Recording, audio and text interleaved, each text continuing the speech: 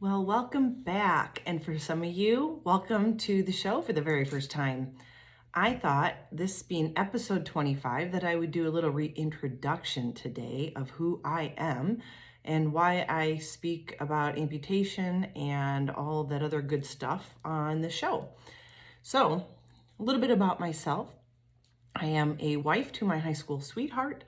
I have two amazing teenage boys, and I have always been active, involved in sports. And back in 2013, I was doing karate with my sons, and I was actually testing for my second-degree black belt when I kicked someone in the head during sparring, popped my MCL, and that started my journey of 7 years to amputation. Basically, what ended up happening is something that wouldn't have normally needed surgery, an MCL tear, needed surgery. And I would always have a surgery and it would work for a while. I'd be in PT and things would be going great. And then all of a sudden, I couldn't do the things I was doing. I wasn't seeing any progression. I was then starting to see a decrease in my progression. And I was losing range of motion and increased pain. And so that was like every single surgery I had. And I believe there was maybe about 9 or 10 before amputation, all the way up to a knee revision and a knee replacement and then a knee revision. The final straw that broke the camel's back, so to speak, was back in 2018, the summer of 2018. The boys and my husband and I went to Paris. I thought that I had pulled a muscle in my calf because I had just limited range of mobility. So I was walking all over Paris and dealing with the pain and dealing with the limping, because when you can't straighten your leg, and your leg becomes shorter, you're limping. So I thought I had just pulled a muscle. Yes, my leg was swollen because I had there was so much scar tissue in my knee that I didn't have very good blood flow going through my calf. So my calf was always swollen. It was always kind of red and hot. The knee, it was just always like that. And so, yes, I know warning signs of certain things, and I ignored it because I really thought it was a pulled muscle. Flew home a week later, did not have a very good flight home actually, and then proceeded to go to a couple concerts that weekend after we got back. When I finally went and saw my pain management doctor on the following Monday, about 5 days after being back from Paris, he told me I needed to go to the ER right away, that maybe it was nothing, but he seems to think that it was a blood clot, and that's exactly what it was.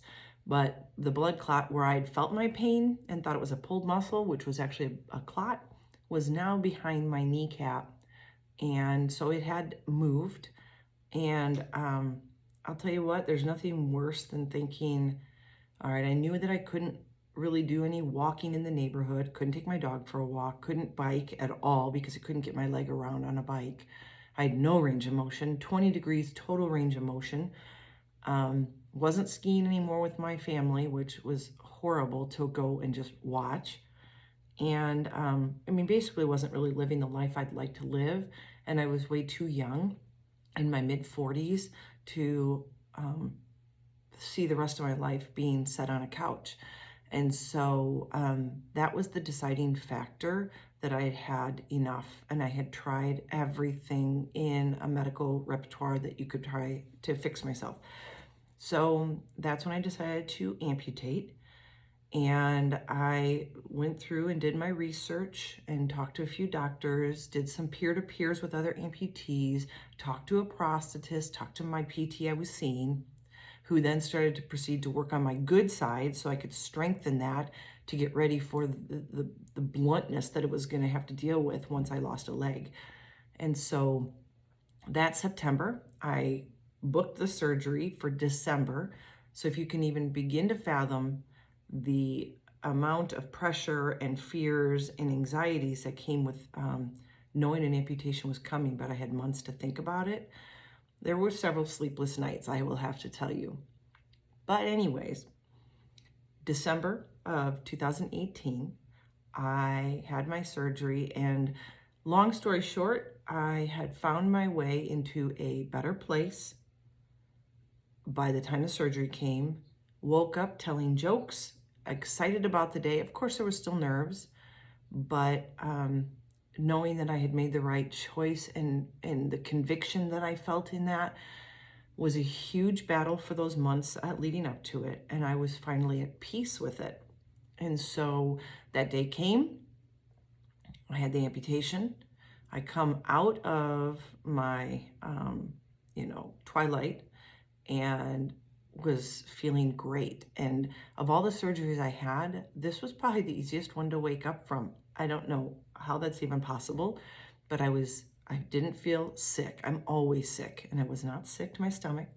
And I was happy, and I was cognizant, and I was able to hold a conversation right away. It was amazing. And proceeded to finally get a room that I could get ready to have PT and OT into, and got right up on my crutches, because I'd been using crutches for so long that I was already strong upper body wise, and was able to get myself to the bathroom. My PT and OT were like, okay, she's good, and was able to be released after, I don't know, even 2 days, I think, or something. But I was walking around the whole floor and everything on crutches, doing the stairs, everything, not a problem. So that's a little bit about me and where I'm at.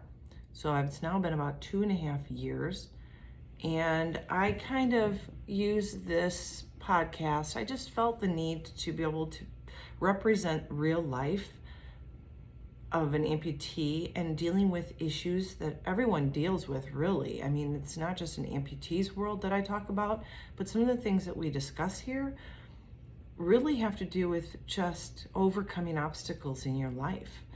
We all have them. And I talk a lot about the journey, the mental health of it, the emotional health of it, and the physical health.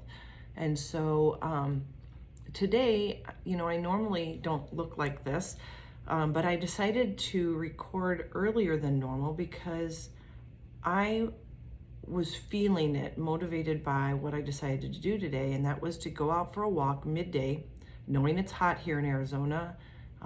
Not as hot as it's been, but 95, I think, and the sun's straight above at noon. And I decided to just see what I could do and push myself. And this is where I get my inspiration from, is the trials and tribulations that I go through, because I know I'm not the only one. And that right there is half the battle, is to know I'm not alone, that you're not alone, that we all go through it. And it doesn't matter if you're an amputee or not, if you're going through any other kind of struggles, they kind of all have the same structure, right? They all push us to our limits, and sometimes can break us. And sometimes it brings just the kind of change that we need in our life. And we all come out on the other side, better or worse, but we come out on the other side, we rise up until the next challenge comes our way, because that's just kind of life, right? And the challenges range from, nothing major, but still a challenge, to extreme challenges, such as losing your leg. But I thought I would come to you today in earnest, because today I decided to push myself. Not only just going for a walk, I just got a new socket. It's been about almost 2 weeks. New sockets can be really hard to get used to, and it does take a week or so to get used to the nuances of the new socket and how it fits and feels and where it rubs. And you tend to go back into your prosthetist after using them for about a week or two and have them make a little tweaks here and there. And I have not gone back in yet. And I know that my prosthetist does an amazing job. He was with me on the last week's podcast. So if you didn't hear it, he talks about the fits of sockets and what to expect and when you need to push yourself. And for those of you that know me, you know that I'm a type A personality. I don't settle for anything but the best from me, and I hold myself to high ideals. I set goals a lot. That has helped me do what I have done in the past 2.5 years. For those of you that don't know me, I have decided that virtual races have become a great thing. Well before pandemic happened, I was doing virtual races, and to this date, I think I have about 15 virtual races under my belt. I don't race per se. I don't put my running blade on and run. I have done some with my running blade on, and I've done run walks. Still learning the running blade. But for me, it was more about being active and dealing with the pain of socket fits. And sometimes just pushing through and to do a 5K with a socket that doesn't feel great or you're not at your best. Sometimes it was more about character building and me pushing my mental limits amongst also along with my physical limits. And today was one of those days. I knew that my socket was going to hit hard, and stupid me, I decided yesterday to sit outside in the sun without my socket on because I was getting in and out of the pool, and actually sunburned my residual limb. So that's awesome. You don't realize it till like last night when I took my leg off for the evening and it was sticking to sunburned skin. That is a new pain in all itself and not fun to deal with. And then this morning, realizing I was having to put it on. Well, the first, hour of walking around my house with my socket on with sunburn was not pleasant. And then I decided, you know what? You're going to just suck it up and you're going to get outside and you're going to go for a walk. This is me. Okay. So for those of you that don't know me, this is me. Like, why don't you torture yourself just a little bit more? But I decided I needed to get the exercise. I could easily say, oh, I'll just do it tomorrow because it's already too late and the sun's out, it's already hot. If I wait till later in the evening, then the mosquitoes are out. So I'm just gonna wait till tomorrow morning and it's cooler. And I decided, you know what, no more excuses. Just get out and do it. And so that's kind of where I was at today. Some of my best thoughts and insight into what I think people need to hear come when I am literally pushed to my mental and physical limits. And that's where I was today on my walk. My husband and I decided to go out for a walk. I got my bag on. So for those of you that are amputees, I always take a backpack. And in my backpack, it has like my bag that I use to put my skin fit socket on in case something's wrong with my socket in the middle of walking. I can take it off, readjust, and put it back on. Well, I need my bag for that. It has my water bottle. It has my tools in case something happens with my socket and I have to adjust it. I have my tools, my hex socket wrenches. I have a salve usually in case I rub raw, and that does happen. My knee brace for my good knee, just in case. So there's just things like that that I always want to keep on with me and on my person at all times. If I'm not out walking, it's usually in my car with me when I'm driving, just in case. You never know that moment, because I would hate to be out and about, my socket change, and I can't do anything about it because I don't have my bag. So I try to keep my backpack with me at all times, kind of like a purse, but I don't carry it into like stores and stuff, but it's in my car or near me and on me when I'm walking. So I put my bag on, got my water. My husband and I went out walking. And needless to say, it was hot. I have come to the realization that because we've moved this summer, and what I've talked about is the fact that I've just beaten myself up unpacking boxes and everything, that I really haven't gotten outside and done physical activity to push my limits physically. I've continued to lift and push-ups, sit-ups, things like that in my home, work on my balance, work on squats, things like that, but I haven't done any cardio. So what I have come to realize in the heart of this struggle today was there was kind of, I think, like a trifecta. One, I'm getting used to my new socket, and that's hard, especially to push past some of the pain. Second, I don't think that I'm cardiovascularly where I need to be. I'm exhausted. I try to push myself, but my body just was like, the couch sounds great. Let's go to the couch. I'd rather be on the couch. But then the third is the physical, my residual limb physical capabilities. Like, it is exhausting pulling through a 12-pound mechanical leg for miles. And so, and then of course, I guess it's more than a trifecta, my mental game. Man, your mind in the heat and in pain, physical pain, your mind wants to take you into negative spaces. And that right there is kind of what this episode's about. I'm going to title this When the Going Gets Tough, right? It's hard. I don't walk a lot with my husband because I'm usually pretty ornery. And I really have to kind of absorb myself into my own brain and self-talk. So people say, well, geez, you get out there and you walk all the time, you do this, you do that. And I will tell you with all honesty that it is never comfortable. It isn't comfortable. But here's where I'm at.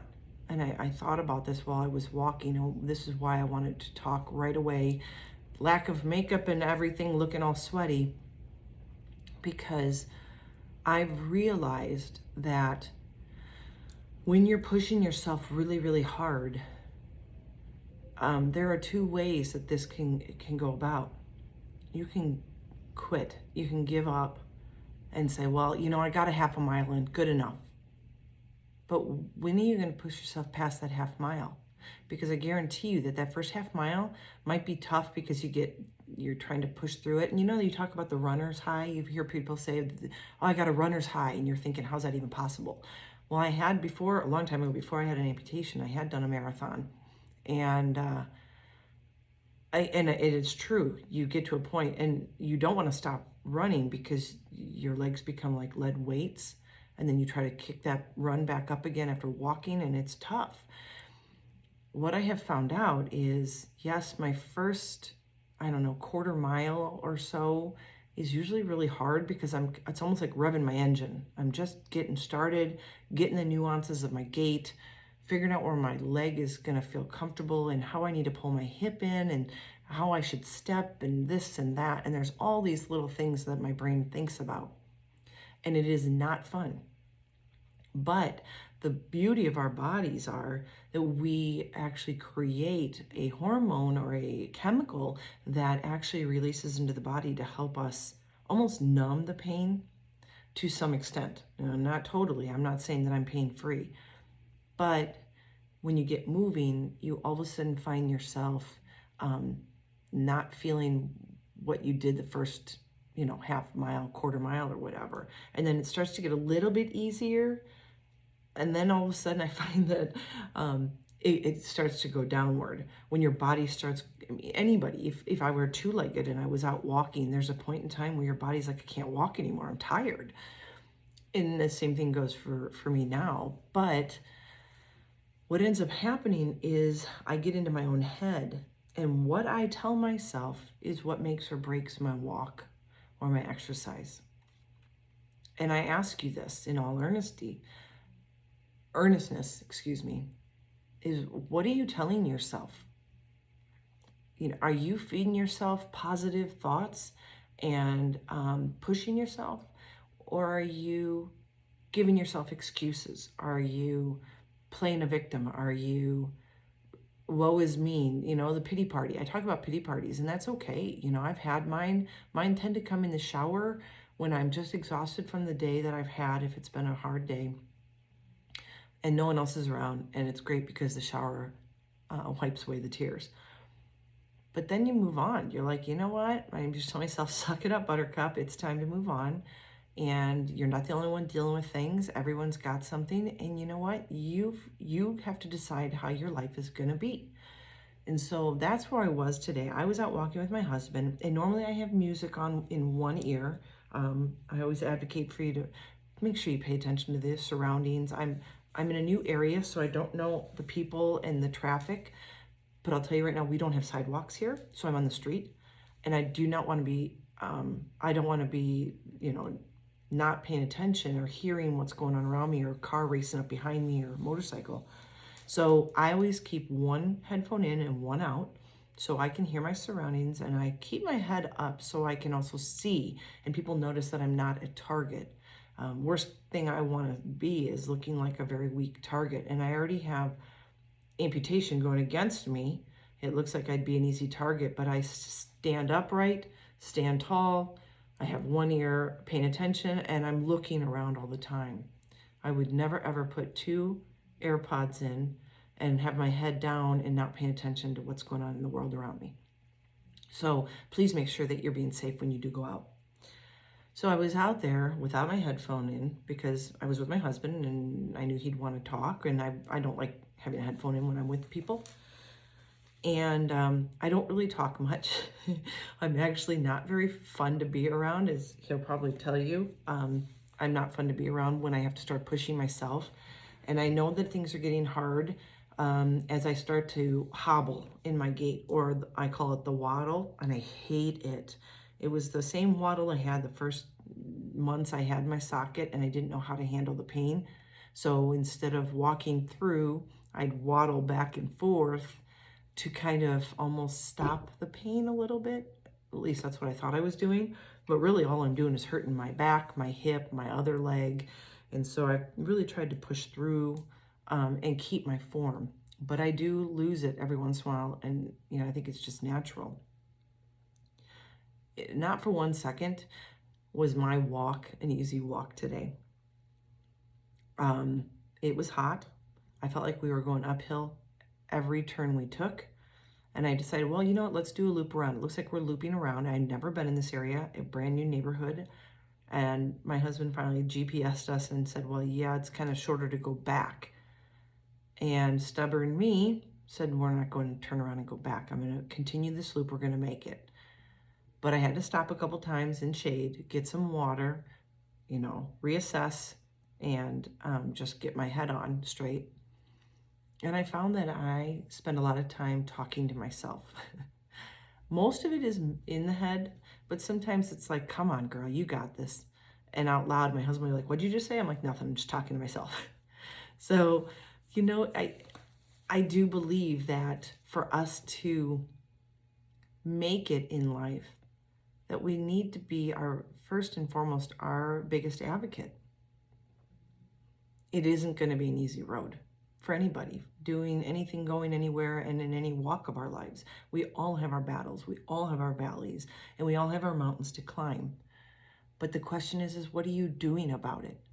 Are you helping yourself, or are you pushing yourself back and in reverse order and not making a difference? Now, as I was walking and I was thinking about this podcast, I realized that, this is tough. And I started asking myself, what makes me continue to move forward? I was in a lot of pain. I was really, really hurting.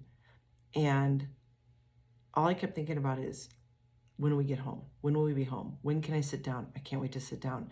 And when you start thinking like that, oh my gosh, the steps become harder and harder, especially when you don't see any end or light at the end of the tunnel, right? And so I decided to start looking at what I was doing. Why was I doing this? Well, I said first, I actually had this conversation with my husband as I was talking this out. First off, I'm stubborn as all get out. I don't know where I get that from, but I am so stubborn. And if I set my mind to doing something, I am not a quitter. I will not quit. I could be bloody down there right now and I wouldn't even know it. It hurt that bad. I'm not going to take my socket off till the end of the day, and we'll see what happened with my sunburn. Second, I'm a type A personality, and that's what pushed me to get outside today in the middle of the day in Arizona in August, and to try to beat my previous 1.75 mile walk. And I thought, you're not giving up now because you're not a quitter, and you put this in front of you, you're going to finish it. And there are times when I've said to myself in my head, I could just sit here in the shade and ask my husband to go back and get the car and pick me up. And I know he would do it in a heartbeat because he's like, are you sure you want to go this way? It's longer. Yeah, I'm sure. And he's like, okay. And he knows me well enough. He's been with me since we were 17. He knows that I am stubborn beyond belief. And once I set my mind to something, I don't like to give in because I don't want to disappoint myself, to be honest. So you get that I'm stubborn, that I'm a type A personality. But then I realized, what was I saying to myself? And the constant mental talk was, you've got this, you can do this, one step at a time. One step at a time. And yes, you can stop, take a rest, get some water, recharge, and begin again. You don't have to prove anything else besides finishing to yourself. You know you can do this, but if it hurts, and you need to stop. I hate admitting that it hurts. I really do. And so then I wondered, what am I trying to achieve by that? Because I don't want to push myself, and I would never advocate for you guys to push yourself to the point of injury, right? You have to know the difference between a pain you can deal with and an injury that will take you off of your feet for a year, a month, a couple weeks, whatever it might be, because you push too hard. I know my body. I know how far I can push myself. I can deal with rubbing and those kind of pains. I can deal with it. I can understand that tonight I will probably deal with a little bit more phantom pain at night when I take my socket off, because the release actually, the lack of pressure on that point will actually create a buzzing in my non-existent foot that will make it hard for me to fall asleep. But because I push so hard today, I will eventually just give in to sleep and fall asleep. So I know what's coming because I pushed myself, and I'm willing to live with that. But when you think about this, and here's where I'm at, I need to realize that, one, I chose this for myself, and some of you did not. And this was a card you were dealt in life, whether by accident or disease or whatever. And you never asked for this path or this life. But I know that I don't have my leg, and I'll never get one back. And I need to understand that it'll never be the same. That I will never feel a normal walk, that I will always have something that kind of rubs the wrong way or pinches a nerve or just is exhaustive because it's heavy and it's not my body. Like, my prosthetist does a great job fitting this to feel skin fit and tight and like it's one with me. But the reality is it's not. I have something on my leg that I hold on to with suction that I manipulate to move. So then I have to say to myself, this is my life, for better or for worse. I want to make it for the better. I cannot wait for my fit to be perfect, because there's no such thing. I'm different from every other person that my prosthetist sees, and every socket he makes is completely different, and every socket he makes for me is different, just based on that moment in time's fit and look and feel of my leg. So if I sit around waiting for me to have the perfect fit so that I can walk without pain or issues, I may never, ever feel successful. And that is unacceptable. So I say, I do what I can with what I have, knowing that this is a lifetime for me. And I can either be frustrated and disappointed that it's not perfect and that I'm not pain-free when I move, or I can say, I am grateful for the life I have, the platform I have to speak to you, to give you hope and a renewed sense of life, to realize you're not alone, that we all are going through something, and that you can too make something of your life with what you are given. There's no looking back now. We are all where we are for a reason. And I sometimes say in jest, but every one of these little valleys, every little walk or whatever is character building. I have learned more about myself by pushing myself to my utmost physical and mental limits. And I have learned to dig in and find the best in me. And when I am done, I rejoice because I pushed past the little voice inside of me that wants me to quit. And I said, no, I'm not quitting. I have something better to live for. I want to do this for my own health, my family, and for you to see that you can too succeed. Will it feel great all the time? No. For me, I feel like I may never feel perfect. I've got to stop looking for that, because I will always be disappointed. If I can look at my day and say, this is a much better fit today, I like this I can deal with, then I am more successful in all aspects of my life, which then allows me to be happy and joyful, and I'm a better person to be around, a better wife, a better mom, a better friend, and I can be grateful for the life I have. Not once have I looked back on my decision and wished I hadn't done it. And I had that choice. But I am definitely, whether I'm feeling pain or not, in which I am most of the time, I am living a much richer, a much better life now than I was before amputation. Those years put on 50 pounds of weight, excess weight on my body. It made me unhappy. And I thought, if I'm only in my 40s, what am I going to look like by my 70s?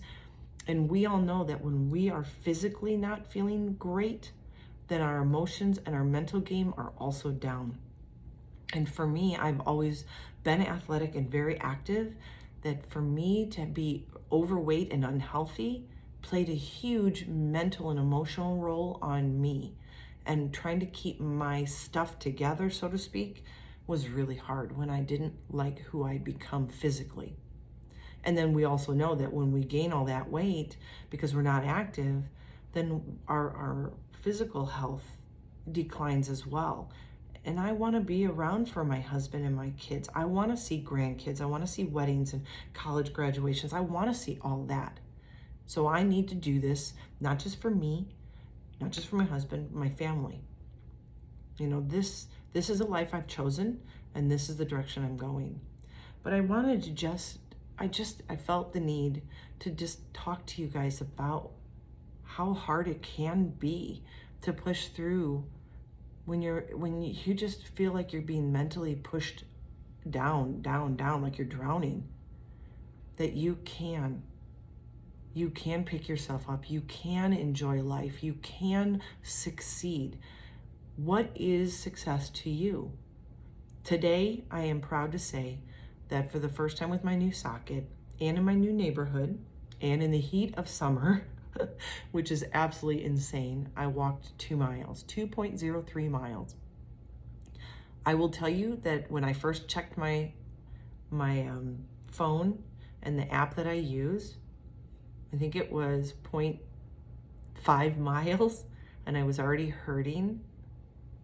I thought, oh boy, I could turn around right now, be home, and maybe do some of my workout in my room, and that should be good enough for the day.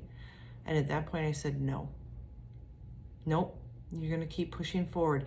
If that meant I had to slow my walk down, then I slowed my walk down. Today wasn't about speed. Today was about pushing past my physical limits and building my mental fortitude. And that is exactly what I did. And now I get to sit here in a nice air-conditioned room, talk to you about success in that respect, but not without the pain and the struggle that came with it. It is not an easy road, but if you want it, you get after it. So I'm going to ask you today, I'm going to wrap this up. I want to make this a little bit shorter than my normal ones, but at the end, I always end with a call to action. And I really hope you kind of try to do some of them, because I'm hoping that what's helped me, I give to you. This is what I do. I use positive self-talk. What about you? What are you telling yourself in your head and your heart? And be honest. We can say, oh yeah, I tell myself you can do it. Really? Why don't you reflect in the midst of the hardest moment, like I did probably at about a mile in, knowing I was kind of halfway around the loop, but I didn't want to turn back? That's when the going gets tough. And that's when I started to reach deep down inside, and I'm like, come on, girl, you got this. Come on. Just put one foot in front of the other. You've got this. Hey, feels like that's a good step. That felt really good. Okay, wait, you're waddling again. Stop waddling. Focus on something else.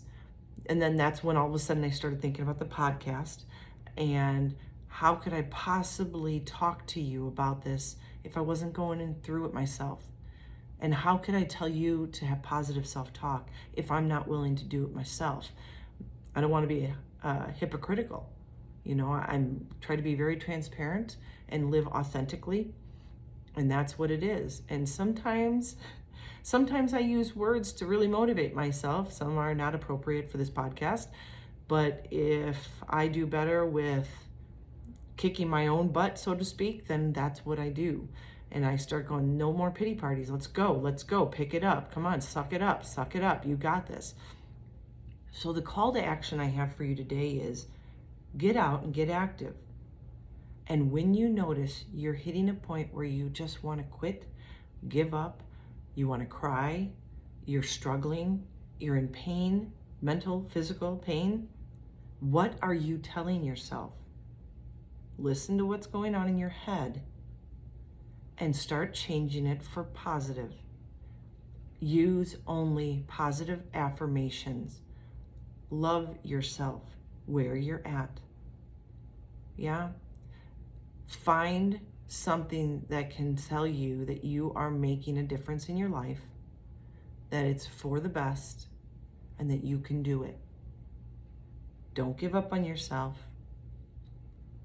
Don't talk bad about yourself. It's so easy to get to that point going, God, you're so weak and I can't believe you can't even get a walk in. I could have easily said that. I can't even believe I can't even do 2 miles without being in pain. That's not helpful.